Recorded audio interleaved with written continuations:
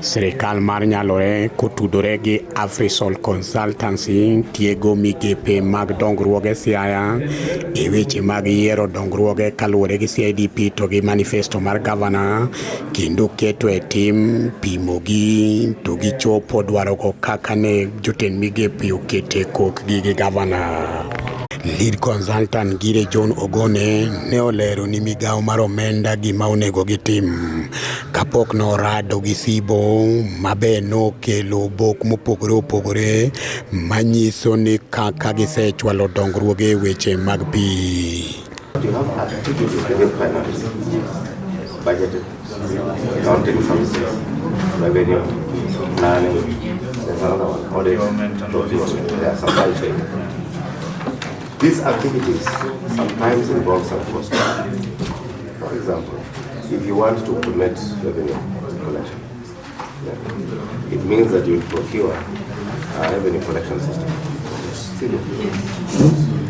As you procure, do you procure as finance or the ICT department is the one that procures? As finance. As finance. There's a problem. You should describe what you need. After you describe what you need, you ask the relevant department to procure. You will definitely do the procurement as finance. But the relevant department has the technical capability to specify the specs and to ensure quality assurance on the product, which they do. Yes. Now you as the finance department becomes the user of this system. Yeah. Of course the money eventually comes from finance. But we realize that if finance department has its own development projects, then some problem results.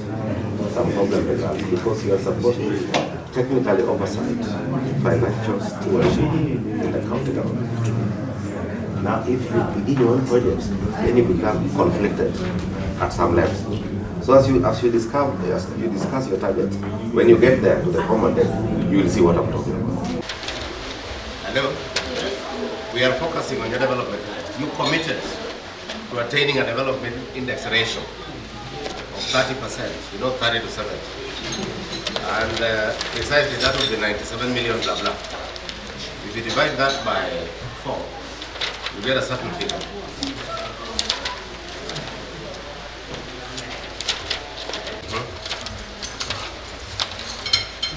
It should be reference because this is evidence for a different number. Yeah. Or something that shows procurement. Jotend Afrisol Consultancy goendo bende nolero moko kuom gik mang'uko chenro mar performance contracting. One of the big gaps was in terms of identifying the targets for performance. Ideally, the regulation for performance contracting sets the source of the targets.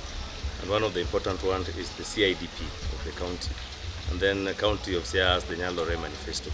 So they need to identify these targets because they have direct implications on the services given to the community.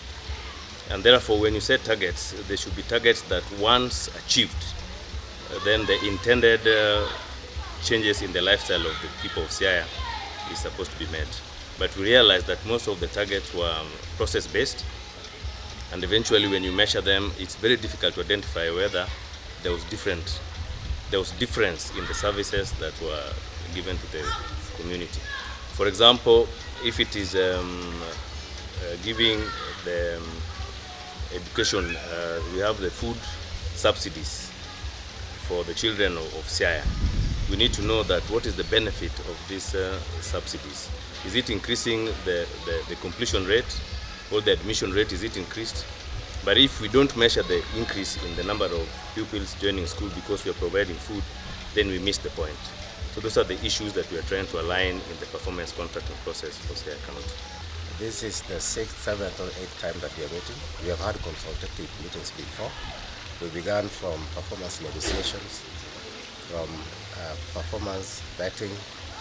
We oversaw the performance contract signing, and now we are still working on the evaluations of performance contracts for Q1. Could pick out from the evaluations that we conducted 2 main gaps. One of them was timelines. A number of targets that we were able to see did not have timelines attached to them. So it became difficult to determine whether they belonged to quarter 1, 2, 3, or 4. And that also made it difficult for the individual officers tasked to implement the individual targets to be accountable, because you don't know by when they're supposed to do what. That was one thing. The other thing was when the performance target itself was expressed in general terms. This made it impossible for us to tell exactly what was supposed to be achieved, of what measure, of what magnitude, and eventually when. So that was a challenge. This is one of the things we were trying to realign. Now, when we studied the procurement plans of the departments, sometimes we noticed that there was a mismatch between the procurement plans and the activities lined up for implementation. So these are some of the things we are trying to realign, so that in the next performance contracts or in the next evaluation we are aligned. The county government of Siaya brought on board AfriSol Consultants Limited in December last year to help us with performance contracting and performance management. So far, we are happy as steering committee, which is under the chairmanship of Engineer Juma. We have gone through a number of stages. The performance contracting was signed between the governor and the CECs on 23rd December. Thereafter, the consultants took us through training, which happened on 30th and 31st January this year. And immediately after that, the departments and agencies were requested to forward quarter 1 and quarter 2 reports with evidences. So today, AfriSol consultants